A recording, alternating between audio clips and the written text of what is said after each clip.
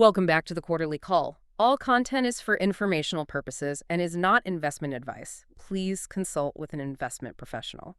So today we're really going to dig into the Q3 2025 results from Palantir Technologies. And our goal here, our mission, if you will, is to get under the hood and understand what's driving what their own leadership called a monumental performance. Yeah, monumental is a pretty strong word. And it wasn't just thrown out there casually. You had the CEO, CFO, CTO, the chief revenue officer, Yeah. basically the whole senior team lining up behind this message. They actually said, arguably the best results any software company at scale has ever delivered. That's quite the statement. It absolutely is. It's a huge claim. And honestly, that's why we need to spend some real time unpacking it today.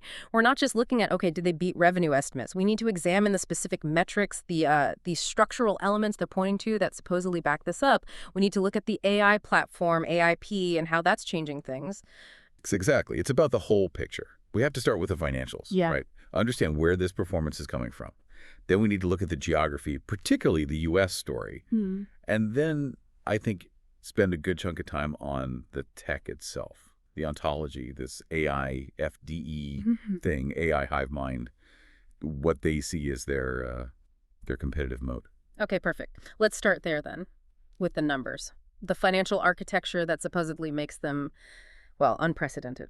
Right, so when you're looking at enterprise software companies, especially ones growing fast, there's this key benchmark people use, isn't there? The rule of 40. Maybe just quickly, for anyone listening who isn't, steeped in software metrics, can you frame that up? What is the rule of 40 and why does it matter so much? Sure. Yeah, it's pretty straightforward, but really powerful.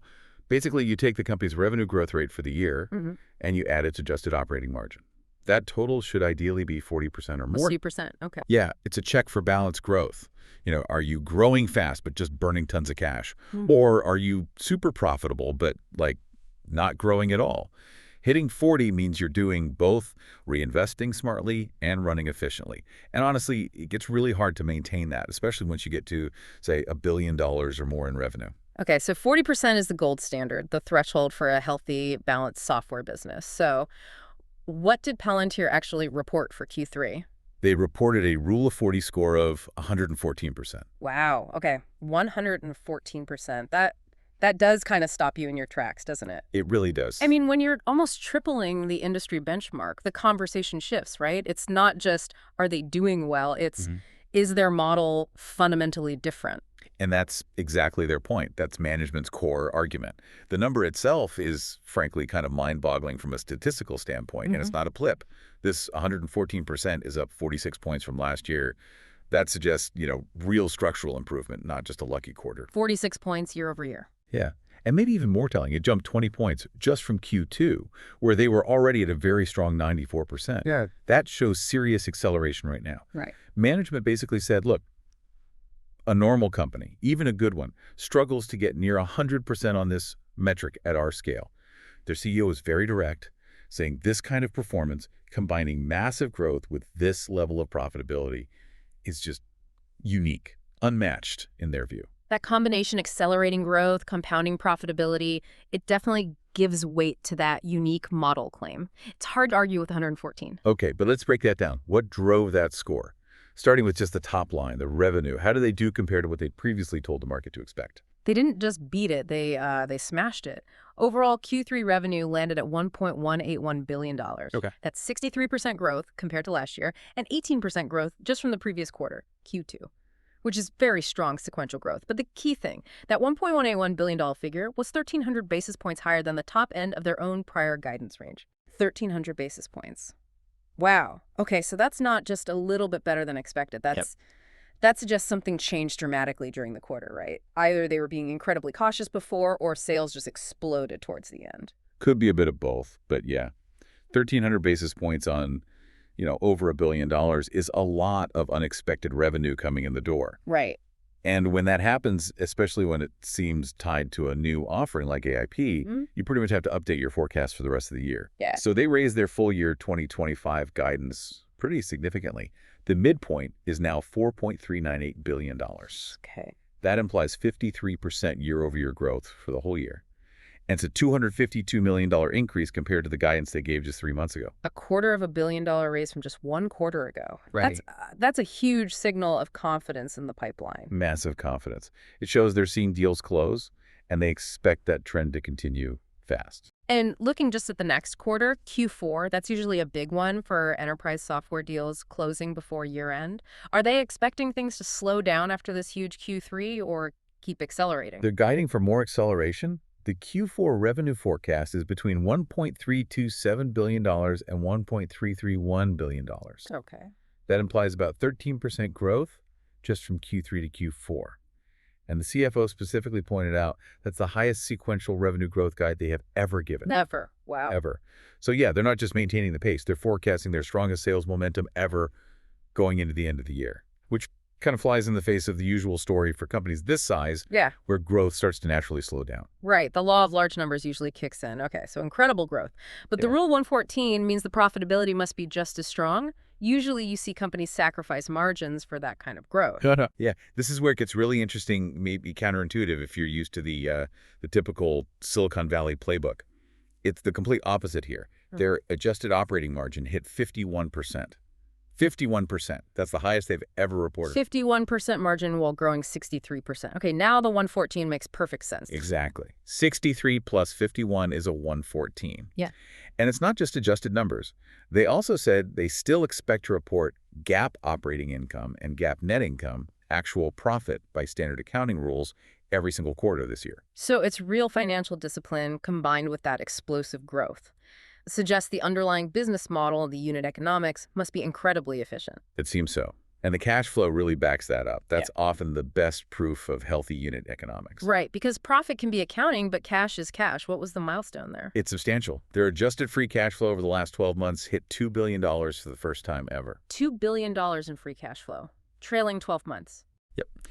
And just in Q3 alone, they generated $540 million in adjusted free cash.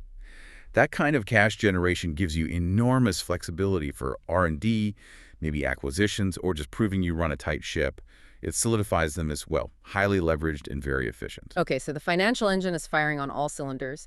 Let's look at the fuel source, the sales momentum. The forward-looking indicator is usually total contract value, TCV, right? What customers are actually committing to spend in the future? Exactly. TCV is crucial. And here again, just record numbers. They closed their highest TCV quarter ever at $2.8 billion. $2.8 billion. Yeah, that's up 151% compared to Q3 last year.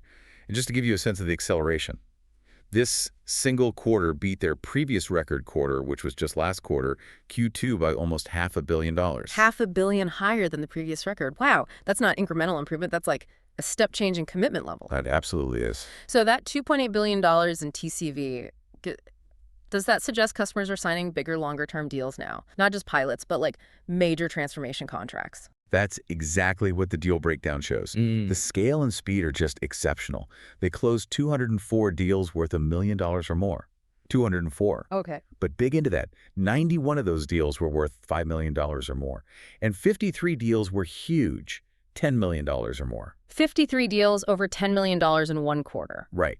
That concentration of really large multi-million-dollar agreements is the clearest sign that customers are buying into massive, enterprise-wide changes centered on AIP. It's not about dipping a toe in the water anymore. So the customer base isn't just getting bigger, it's getting much more valuable, much faster. Precisely.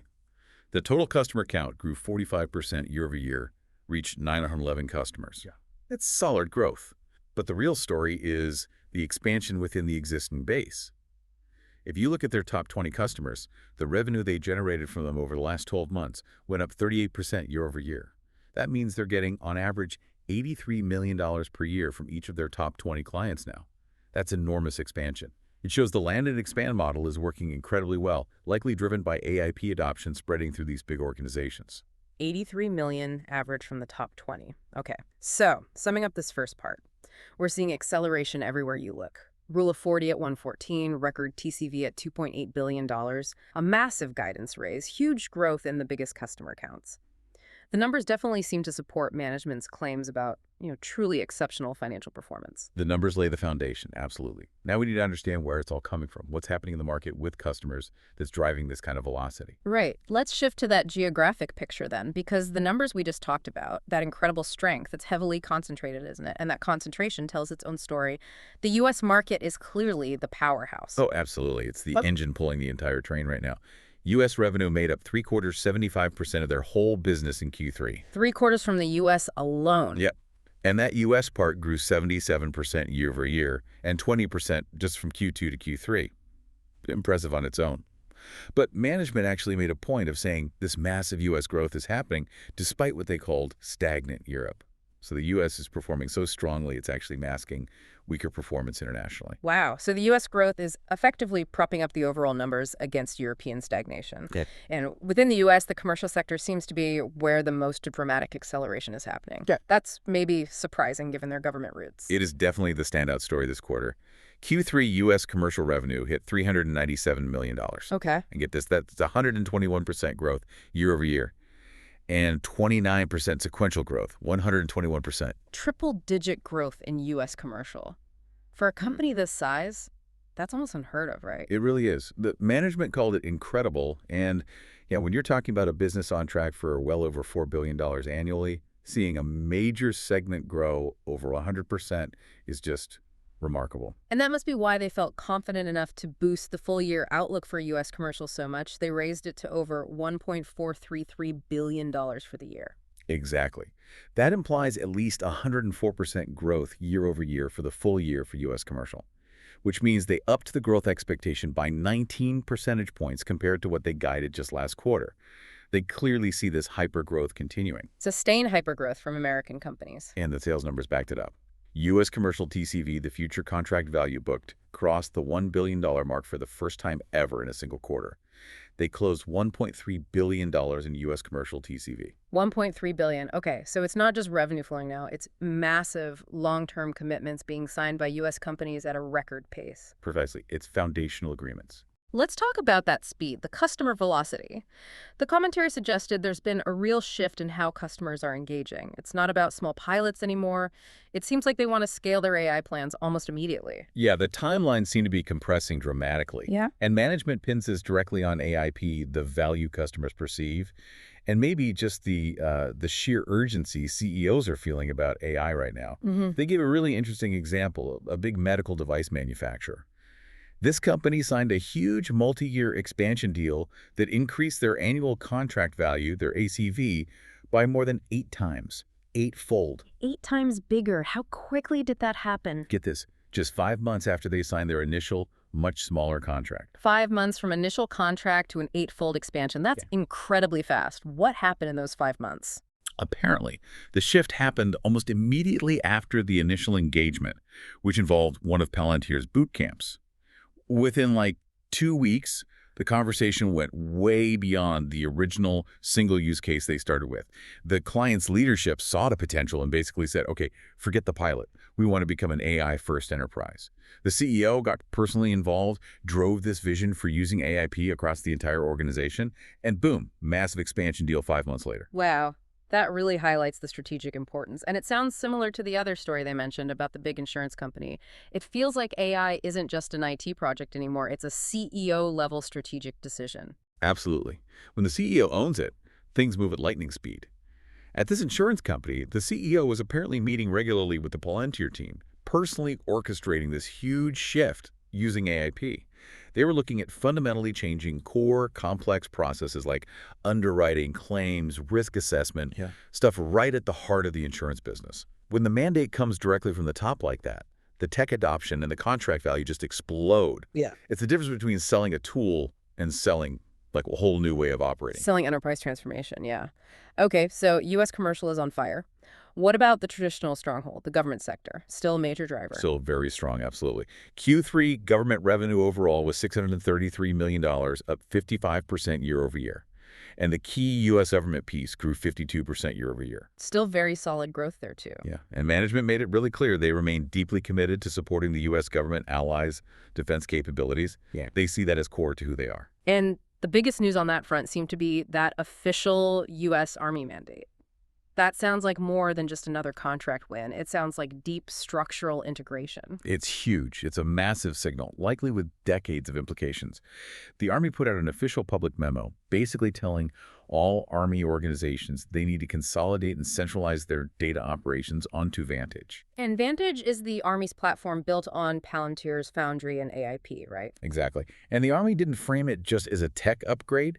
They call it a cultural decision, a move to force data-driven decision-making across the entire organization, from top to bottom. So what does that consolidation practically mean for the Army? Efficiency, mainly. Yeah. Modernization. It lets them shut down a whole bunch of old, clunky, expensive legacy systems much faster.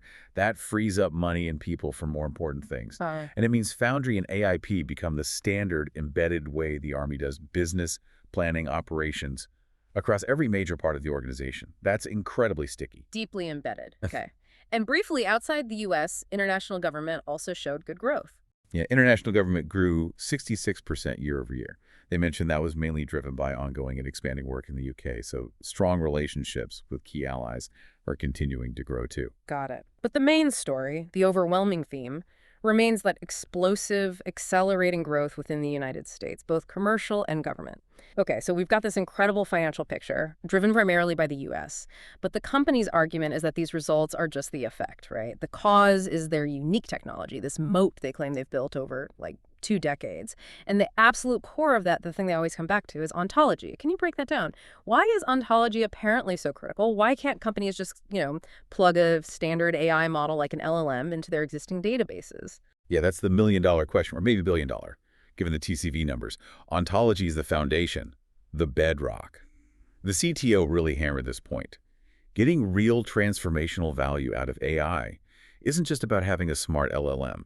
It requires smoothly integrating that LLM with the company's actual workflows, its existing software, its operational reality. And that connection, that integration layer, that's what ontology provides. It's the bridge. Okay, make that a bit more concrete. If the LLM is like the brain, what's the ontology? Is it the nervous system? That's a great analogy. Yeah. Yeah, it's like the digital nervous system of the enterprise. It's this dynamic digital map or model of everything the company is and does. Every physical asset, every data source, every business process, every rule, every relationship between things, it's all represented digitally in the ontology. So if you just ask a generic LLM about a truck, it knows what a truck is, in general terms. But if you ask it through the lens of the ontology, it knows that specific truck, its maintenance history, its current driver, the regulations for its cargo, the depot it's heading to, the parts it might need soon.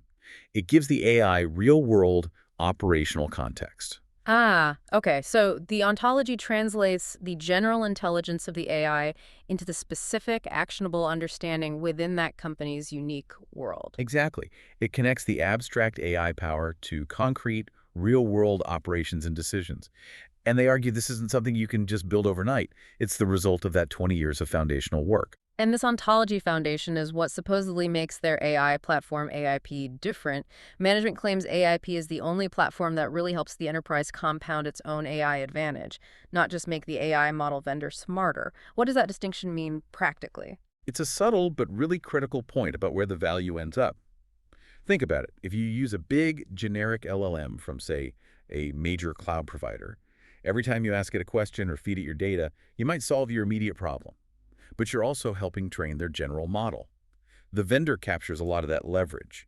Palantir says AIP is designed for the opposite. Okay, so with AIP, because it uses the company's specific ontology, it encodes that company's unique knowledge, its tribal knowledge as they call it, into the AI system itself.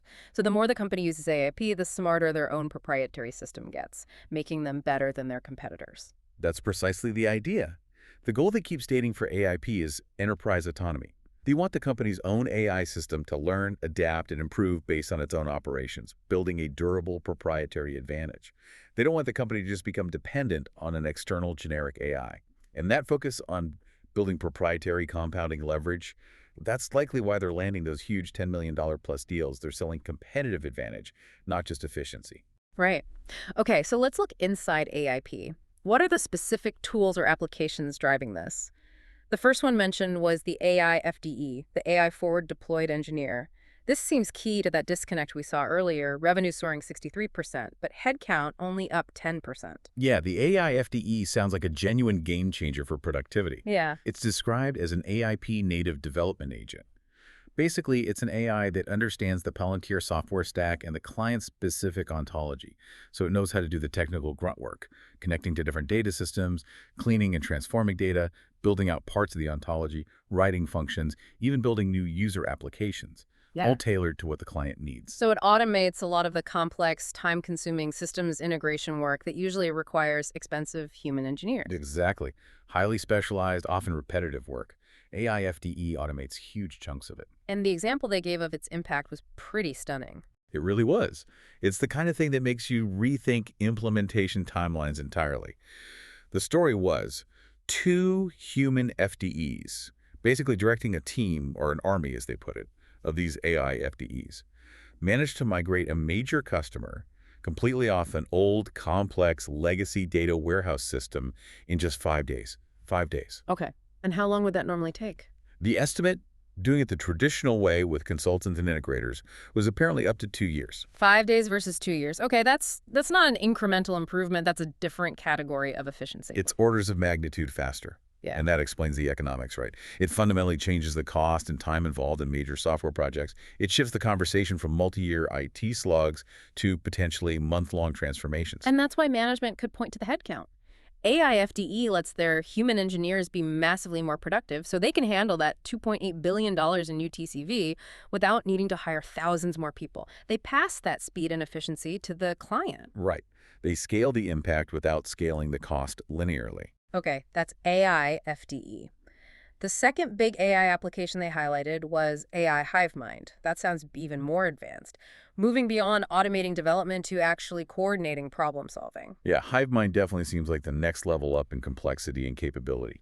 It's a new feature within AIP that, as they describe it, orchestrates a whole swarm of AI agents that are generated dynamically to tackle really complex problems together. A swarm of agents. Okay, so it's not like one AI assistant. It's like creating and managing a temporary specialized AI team for a specific challenge. That's the concept. Each agent might have a specific role or expertise, and HiveMind coordinates them. What can this swarm actually do, and how does the ontology fit in?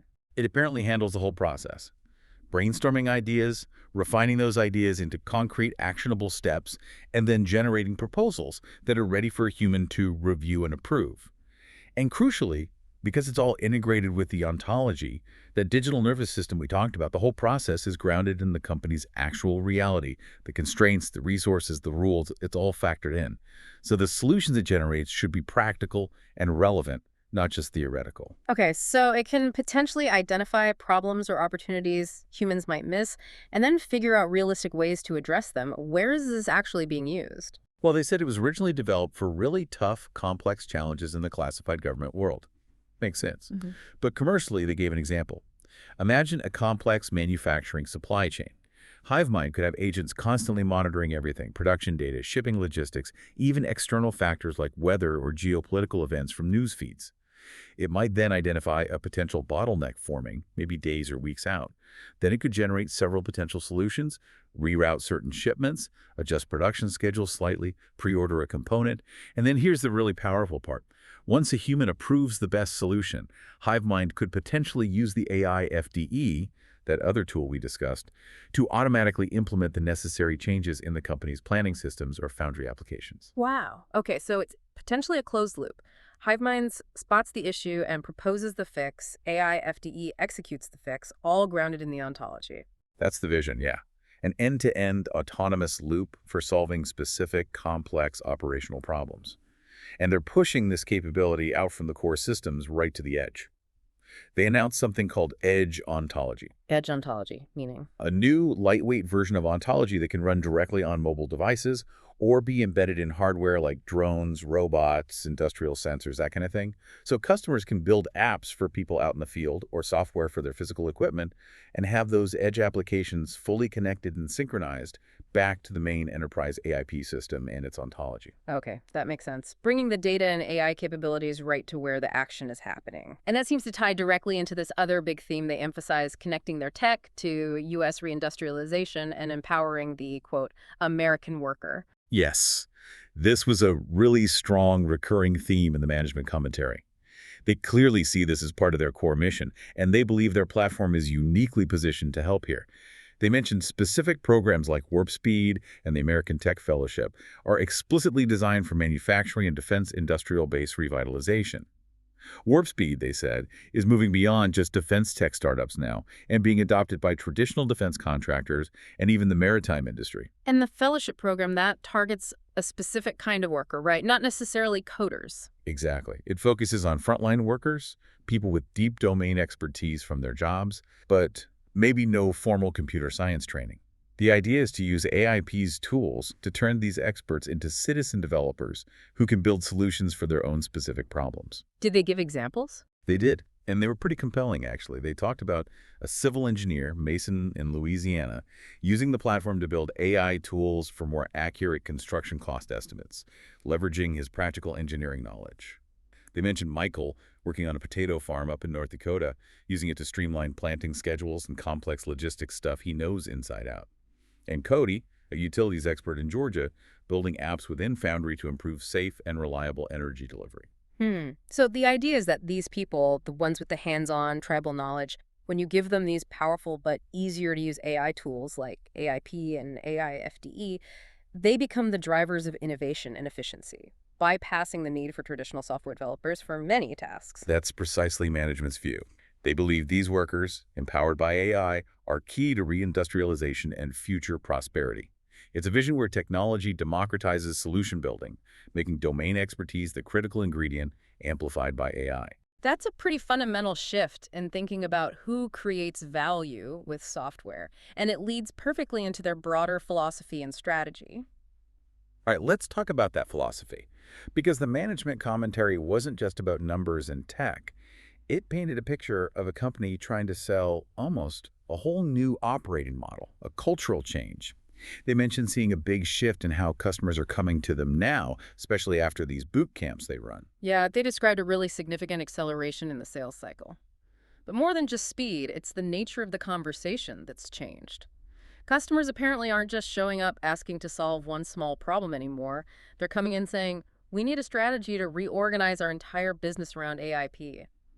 They see the need for fundamental transformation, not just incremental improvement. They want the whole package from day one. Seems like it. And the CEO used a really striking analogy to capture this. What was that? He compared what they're doing for these large public companies to the kind of deep operational transformation you usually only see in a private equity takeover. But, he said, they're delivering that private equity-like transformation in months, not years, and doing it with the existing leadership team still in place. That implies an incredible level of trust and deep engagement needed to pull that off. Absolutely. And it means customer expectations must be sky high now. They don't just want software. They expect a whole implementation roadmap tailored to them. Exactly. The commentary suggested clients are now demanding Palantir not only provide AIP and Foundry, but also act almost like strategic advisors on how to weave it all together, the ontology, the AI, FDE, and crucially, integrating the client's own unique internal knowledge, that tribal knowledge. This forces Palantir, as they put it, to constantly go up the chain of complexity, tackling the hardest, most integrated, sometimes most painful parts of how a company actually runs, which, of course, also makes it harder for anyone else to copy what they do. Right, it creates a deeper moat. And this deep engagement model seems directly linked to their core business philosophy, this idea of being downstream from the value creation. Can you unpack that phrase? Why is it so central? Yeah, that phrase really encapsulates their strategic difference, or at least how they want to be seen. It means they try to structure their deals so that their payment, their revenue, is fundamentally tied to the value their software actually creates for the client. So the massive growth we saw in the financials, their argument is that it's a direct consequence of making their clients demonstrably better, either way more profitable or way more effective and dominant, like in the defense space. Yeah. Their success is aligned with the customer success. They only win big if the customer wins really big, realizing massive, measurable value. So they get paid a subset of the money saved or gained or the dominance achieved by using the platform. That's the model they describe. And the CEO then claims that because of this, they effectively own the part of the AI market that genuinely cares about value creation. Not just cool tech demos, but solving hard, specific problems that deliver a real, quantifiable return. And that, they argue, requires the whole stack. The human FDEs orchestrating things, powered by AI FDEs, grounded in ontology, running on Foundry. It's not something you get from a generic AI tool. It's a claim that they build software for the messy reality of the world, not just a clean lab environment. Right. Finding what's true and actually useful within all the complexity of a big organization. Okay. Now, we definitely need to address the other part of the management commentary, which was quite distinct. The CEO, in particular, made several very strong statements connecting the company's work to broader societal and political issues. And just to be very clear for everyone listening, as always, our role here is simply to report impartially on what was said in the source material. We're not endorsing any viewpoints. We're just conveying the company leadership's stated philosophy and how they position themselves in the market. Absolutely. And it's important context because this commentary really shapes the understanding of their internal culture and their unique, sometimes controversial external identity, especially right now. The CEO leaned in hard on emphasizing their particular loyalties and stance. Yeah, he specifically mentioned things like standing firmly with the American warfighter, positioning the company as potentially the first to be completely anti-woke, and framing their goal as giving normal Americans venture quality results. Right. There was a clear message that their success is, in his view, inextricably linked to supporting American workers and national interests.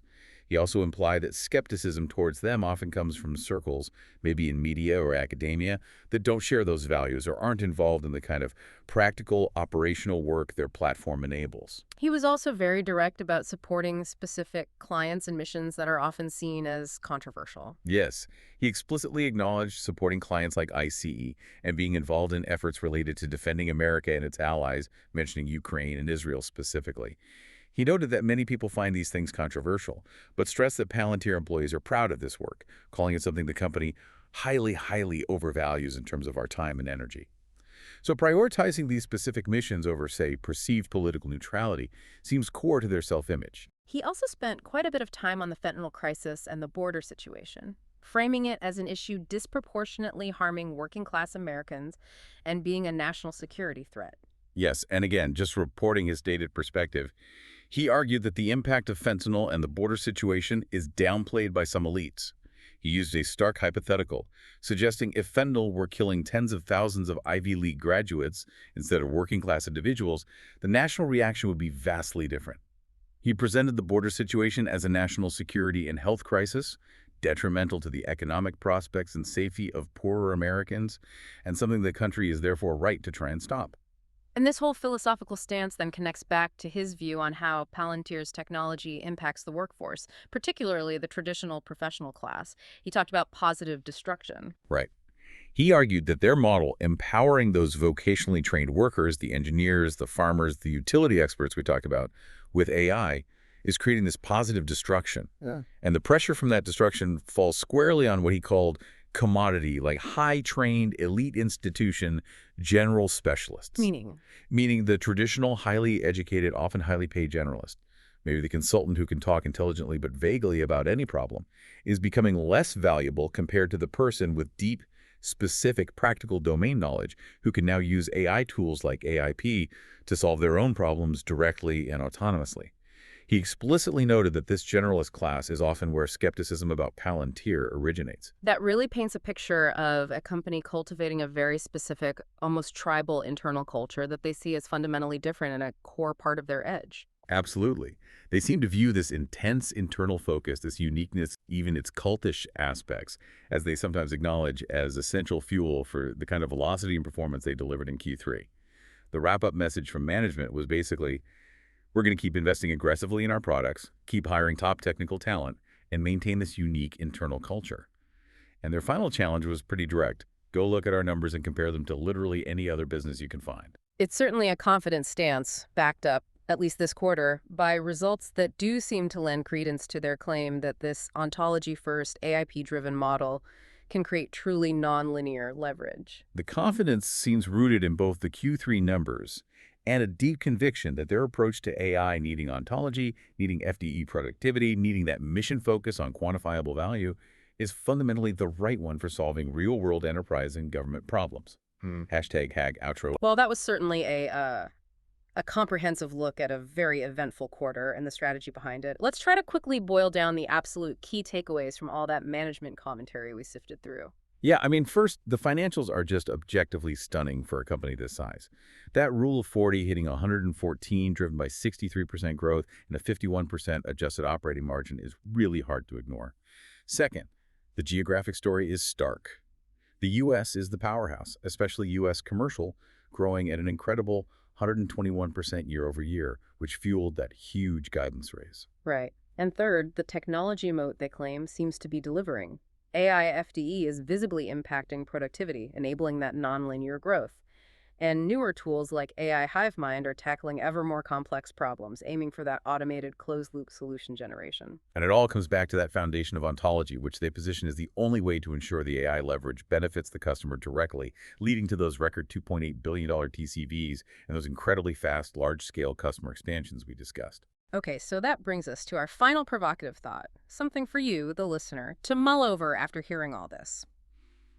Given the clear success Palantir is documenting in making these vocationally trained workers, the civil engineer, the farm worker, the utility expert, significantly more productive and autonomous, how might this model fundamentally change our definition of expertise and the value we place on traditional, often elite, generalist professional roles across all sorts of industries, maybe particularly in the U.S., over the next, say, 5 years?